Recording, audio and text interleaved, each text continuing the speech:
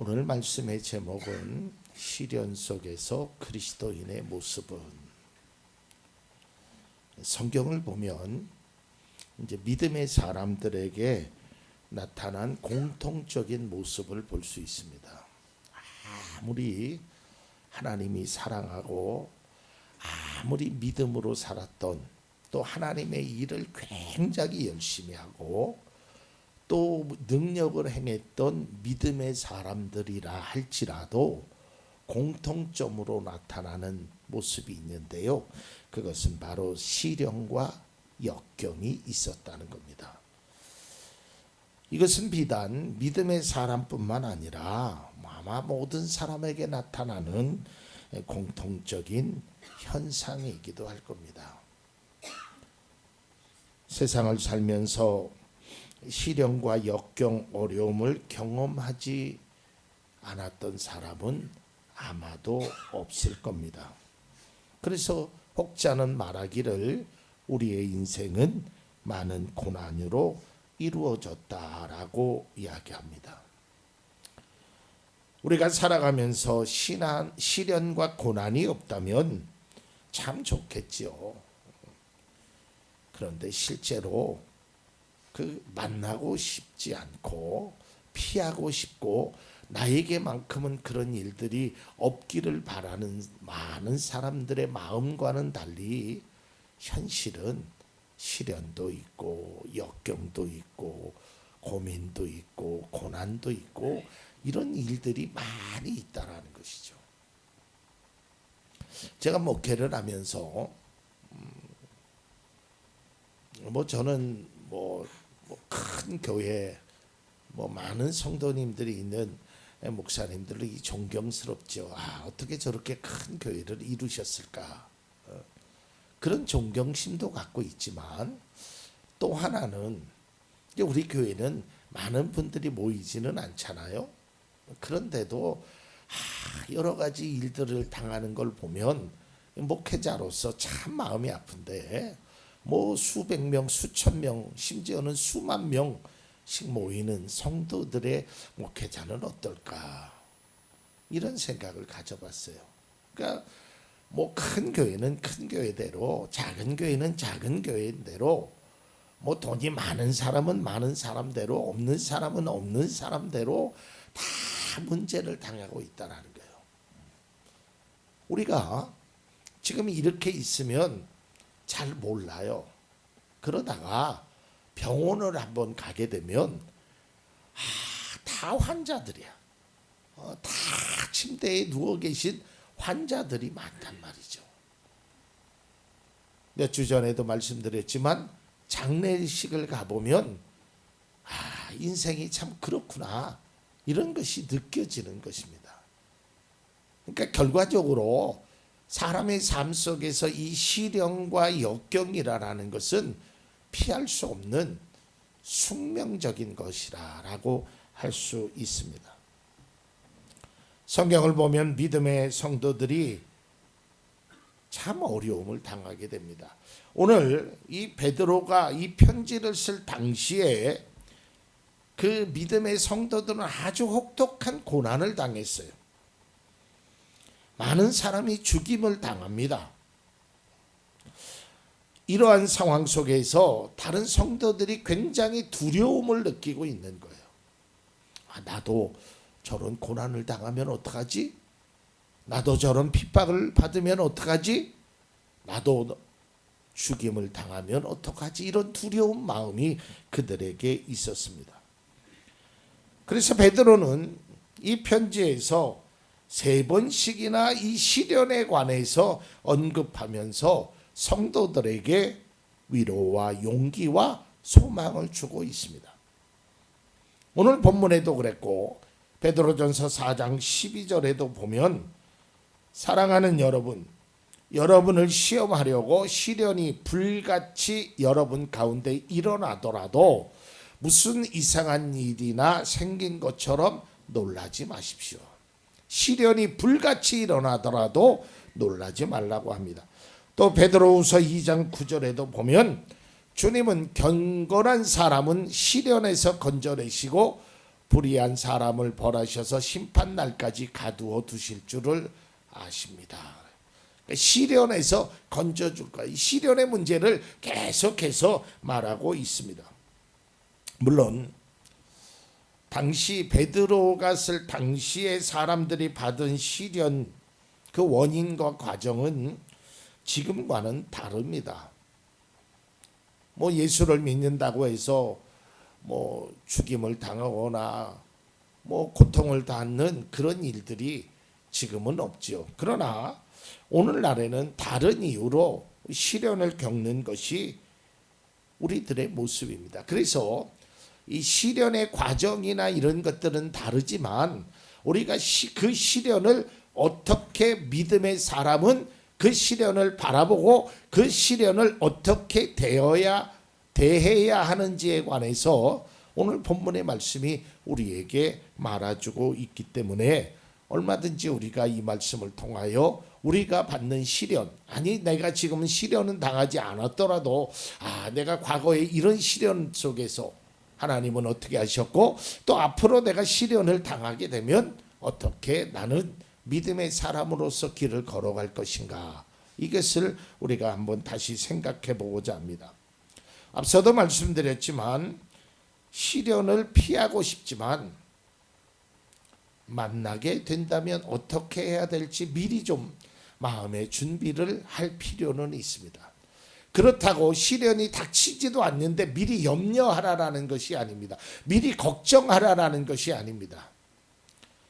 우리가 시련이 없었지만 시련이 나에게 닥쳐오면 나는 이렇게 해보겠다는 그 마음의 다짐, 준비, 이것이 우리에게 때로는 필요하다라는 것이죠.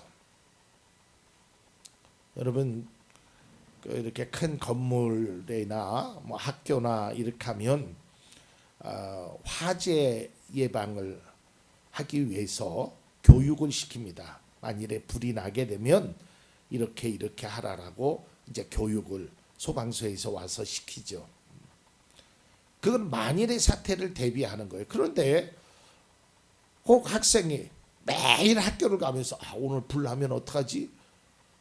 이런 걱정하라고 그걸 하는 게 아니고 만일에 불이 날 경우에 어떻게 피해야 되며 어떻게 해야 피해를 최소화할 수 있을지를 알려주는 거예요. 제가 이 시련의 문제도 마찬가지예요. 여러분들이 뭐 근심과 걱정하라고 이 말을 하는 것이 아니에요. 찾아오지도 않은 근심을 나에게 이런 시련이 닥치면 어떡하지? 그런 걱정 미리부터 할 필요 없어요. 그런 걱정을 하라는 것이 아니라 만일에 나에게 이런 시련이 어려움이 고난이 닥쳐오면 나는 이렇게 대처해야겠다라는 마음의 자세가 우리에게 필요하다라는 것입니다. 그리스도인은 하나님을 믿는 믿음의 사람이라도 고난은 피할 수 없는 현실입니다. 그러나 그 고난이 피할 수 없는 현실이지만 그 고난을 어떻게 극복하느냐에 따라서 결과는 달라질 수 있습니다. 그래서 우리가 믿음 안에서 이 고난을, 시련을, 아픔을 어떻게 극복할 것인가, 이것의 중요한 가치를 발견하는 것이 매우 중요한 것입니다. 오늘 본문에서 베드로는 시련을 겪고 있는 믿음의 성도들에게 이렇게 권면하고 있습니다. 1장 6절입니다.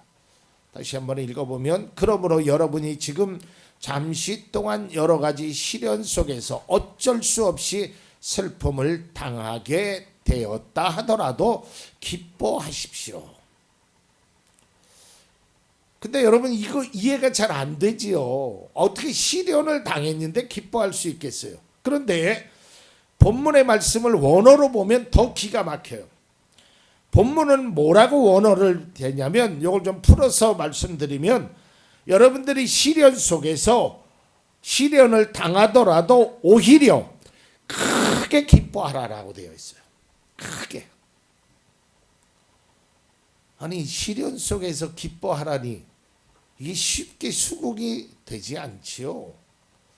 아니 어떻게 시련 중에 기뻐할 수 있어요? 내가 지금 어려움과 고난 때문에 아무것도 할 수 없는 그 어려운 처지에 있는데 그 문제를 해결해야 되는 그 절체절명의 위기 속에 있는데 어떻게 눈물을 머금고 웃을 수 있느냐 이 말이에요. 어떻게 기뻐할 수 있을까?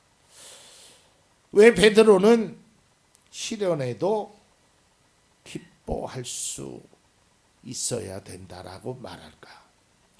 근데 성경을 보면 베드로에서에만 그렇게 기록되어 있는 것이 아니라요. 야고보서에도 기록되어 있고요. 로마서에도 그 말씀이 기록되어 있어요. 자, 성경을 보면 야고보서 1장 2절 말씀을 봅니다. 나의 형제 자매 여러분, 여러 가지 시험에 빠질 때 그것을 더할 나위 없는 기쁨으로 생각하십시오. 여기서 시험이라는 말이 시련이라는 뜻을 함께 하고 있어요.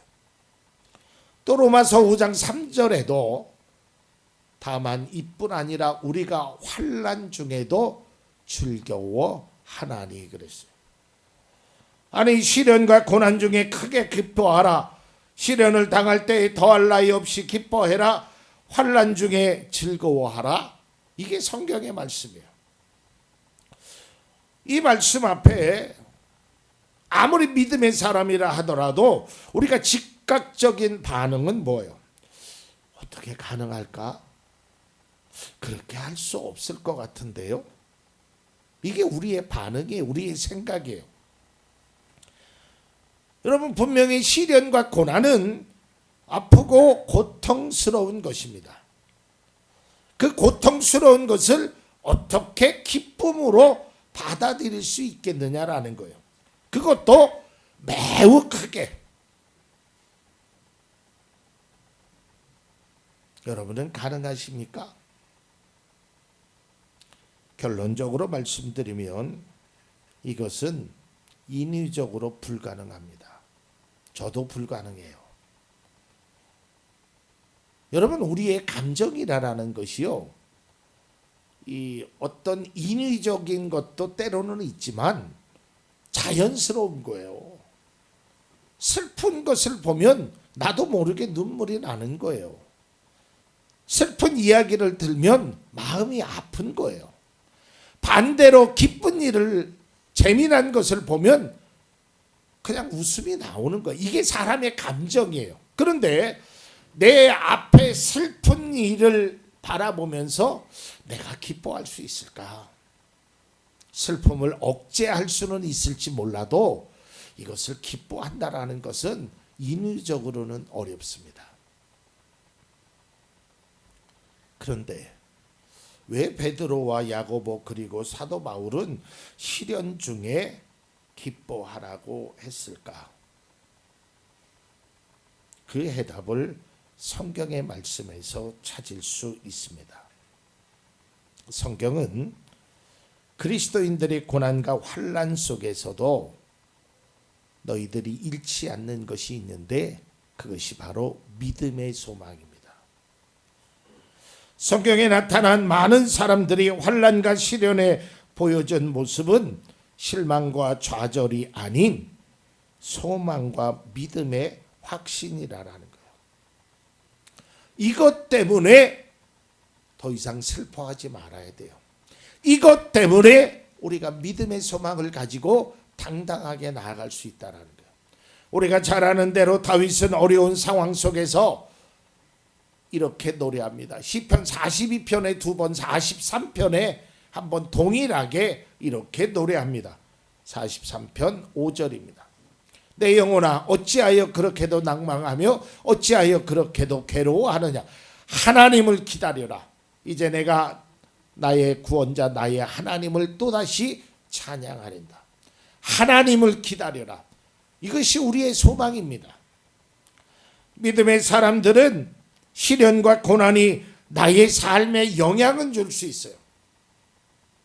여러분 시련을 당하면요, 밥이 모래알 씹는 것 같잖아요. 그죠? 물 한 모금 마시기도 참 힘들지요. 그런 일들이 다 경험해요. 영향은 줄 수 있어요. 그런데요, 그 시련이 나를 지배하지 않도록 해야 돼요. 우리는 시련만 바라보는 자가 아니라 하나님의 능력을 믿고 하나님의 소망을 가지고 살아가는 믿음의 성도가 바로 우리들의 모습이 되어야 되고, 그것을 하나님이 기대하고 계신단 말이에요.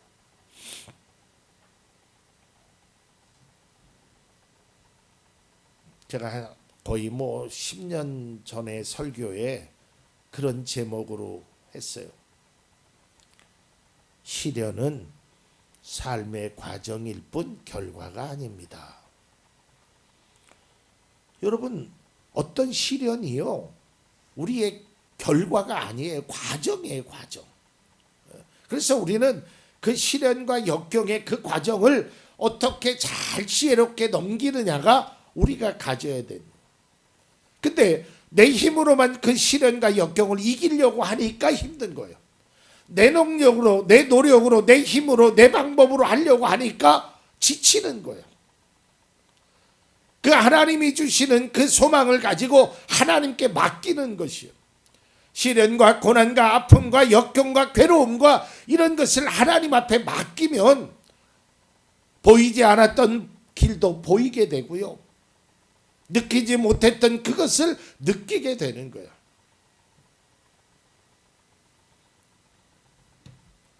예전에 저의 모습을 이렇게 봤던 분들이 요즘 제 모습을 보면 이제 불과 그 차이가 한 7, 8년 전 아유, 목사님 신수가 훤해지셨습니다. 그런 얘기를 해요. 지난 명절에도 제가 예전에 이렇게 함께 했던 청년, 지금은 결혼한, 목사님 굉장히 젊어지셨네요. 그래서 야, 내가 지금 나이가 60이 넘었는데 무슨 소리, 목사님이 벌써 60이 넘었어요. 그래서 네 나이를 생각해봐라. 제가 곰곰이 생각해봤어요. 내가 그렇다고 진수성찬을 진미를 먹는 것도 아니고 건강식을 많이 먹어서 왜 사람들은 나를 보면서 그런 얘기를 할까? 나름대로 답을 저도 왜 고통이 없겠어요? 저도 말할 수 없는, 여러분들에게 얘기할 수 없는 고민들이 있지요. 시련이 왜 없겠어요? 그런데 어느 순간 그런 것들이 깨달아지는 거예요. 하나님을 바라봐라. 내 힘으로 안 되는 거다. 목회도 내 힘대로 안 되는 거고, 사람과의 관계도 내 힘대로 안 되는 거고, 그냥 하나님만 바라봐. 그러니까 마음이 편해지더라고요. 그러니까 사람들이 제 모습을 보면 그런 이야기를 하는 것 같아요. 여러분 마찬가지입니다. 여러분, 우리가 고민이 있을 때 가끔 사람들이 그런 표현하잖아요. 이마에다 내천자 인상 쓰고, 아무리 그래봐야 그 문제가 해결됩니까? 그러니까 믿음의 사람은 믿음의 삶을 통하여 내가 지금 당한 이것이 결과가 아니다. 이건 과정일 뿐이다. 이 결과를 통해서 하나님께서 나에게 주시는 그 은혜가 있을 것이다.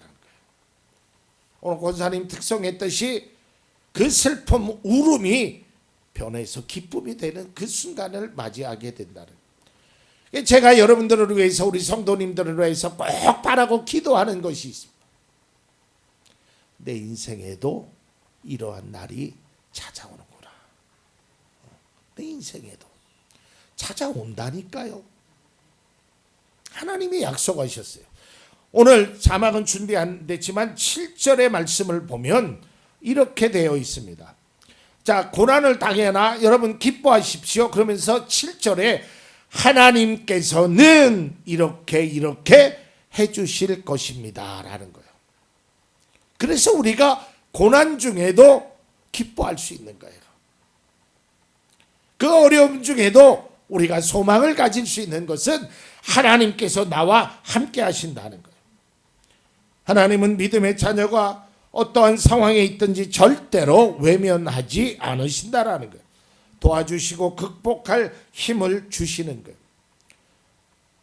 요즘 새벽기도에 시편 말씀을 보는데 시편 23편에 뭐라고 기록되어 있어요? 우리가 잘 아는 말씀이죠.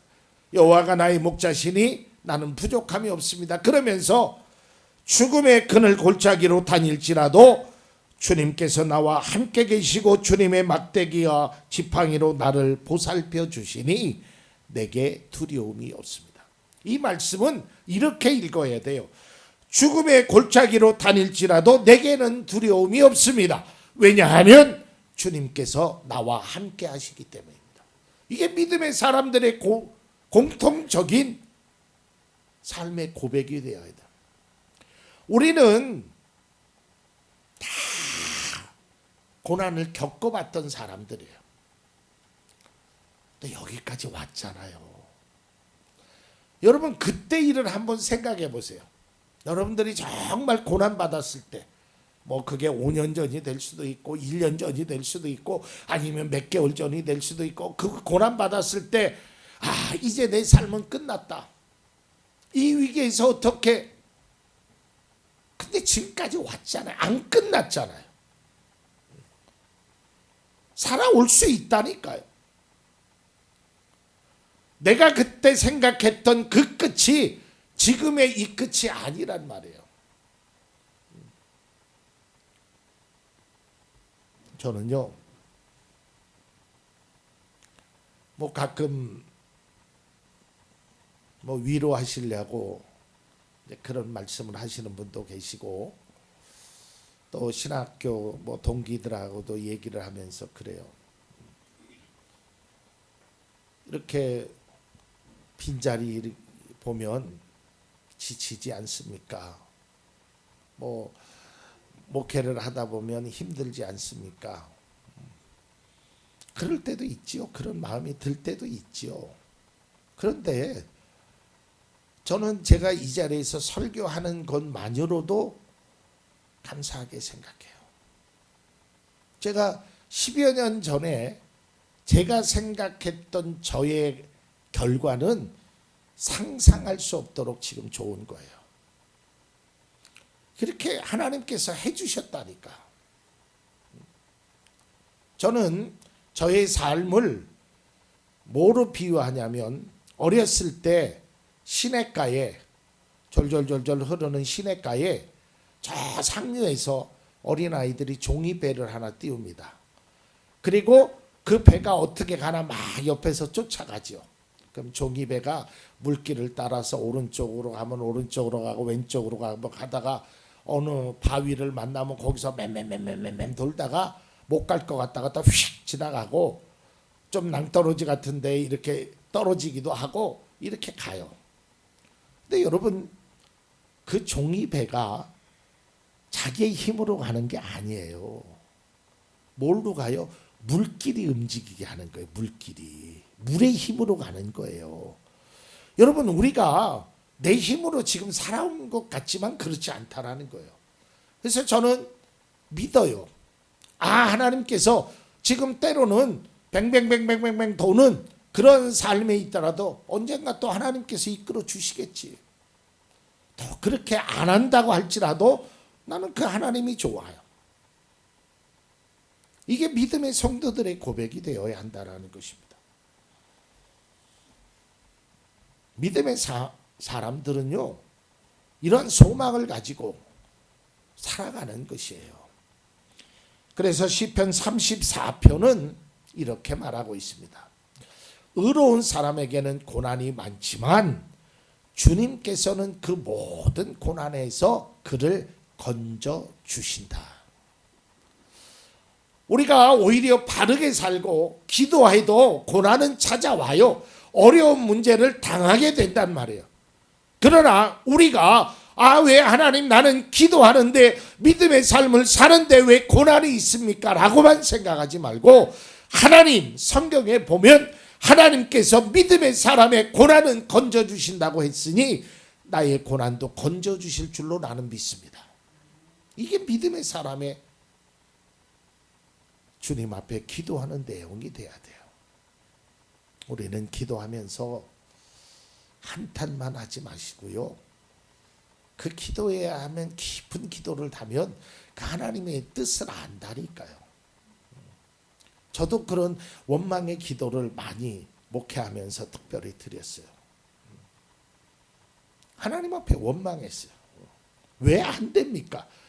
왜 도대체 뭐가 문제입니까? 왜 다른 사람은 다 된다고 하는데 왜 여지까지 안 해주십니까? 그렇게 기도했어요. 제가 목회하면서 처음으로 그런 기도도 드렸고 한 달간 금식 기도하면서 하나님 앞에 기도했어요. 그게 저는 응답을 받았어요. 그때 하나님이 저를 꾸지람하듯이 말씀하되, 야 이놈아, 너보다 내가 그를 더 사랑한다. 그때 제가 확신, 하나님이 해주실 것이구나. 여러분, 우리는 막 고난 막 하고, 하나님 왜 이거 안 해줘, 저거 안 해줘, 막 고난 거기에만 애착할 게 아니라, 하나님 성경에 고난은 건져주신다고 하셨는데 나는 그것만 가지고 믿습니다. 이게 믿음의 사람의 모습이 되어야 합니다. 자, 이제 말씀을 맺고자 합니다. 사람은 누구에게나 각양각색의 시련과 고난, 삶의 굴곡이 있습니다. 그리스도인들도 예외는 아닙니다.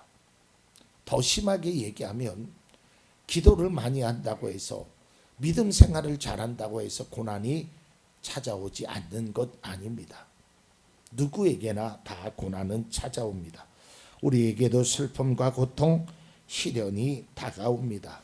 바람이 불지 않는 인생은 없다라고 해도 과언은 아닐 것입니다. 그러니 이제 우리에게 어떤 고난과 문제가 닥치더라도 낭망하고 좌절만 하지 말라는 거예요.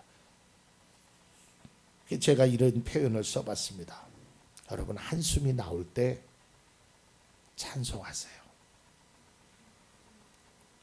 눈물이 흐를 때 기도하세요. 왜 한숨이 안 나요? 왜 눈물이 안 나요? 그거 안 하려고 하지 마세요. 울고 싶으면 우는데 기도하면서 우세요. 막 마음이 답답하고 속상하죠? 그럴 수 있어요. 그때 찬양해요. 뭐 슬픔의 찬양을 하던 기쁨의 찬양을 하던 그런 찬양을 하세요. 오늘 권사님이 찬양했던 것처럼 언제나 하나님이 발걸음은 언제나 그런 찬양을 하세요. 왜 나만 겪는 고난이냐고 어떤 찬양을 하도 그러면 우리의 마음이 달라진다는 거예요. 하나님은 분명한 것은 믿음의 자녀에게 극복하는 시련을 이겨낼 수 있는 힘을 주십니다. 뿐만 아니라 시련을 겪는 믿음의 성도들과 함께합니다. 시편 31편 7절 말씀을 봅니다.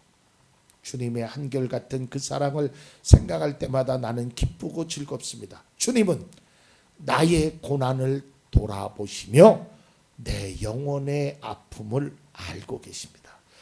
저는 이 말씀이요 얼마나 큰 위로가 됐는지 몰라요. 하나님은 나의 고난을 돌아보시는구나. 하나님은 나의 아픔을 아시는구나. 그래서 그 하나님 앞에 나가는 거예요. 울고 싶을 때 한숨만 들이킬 때, 너무 그 문제가 나를 억누르고 할 때, 무거운 짐을 나홀로 지고 견디다 못해 쓰러지는 그 상황이라도 하나님 앞에 나와보세요. 제가 바라기는 우리 사랑하는 성도님들의 삶에 되도록 고난과 시련이 찾아오기를 기도합니다. 그동안도 그렇게 기도했고 앞으로도 그렇게 기도할 것입니다.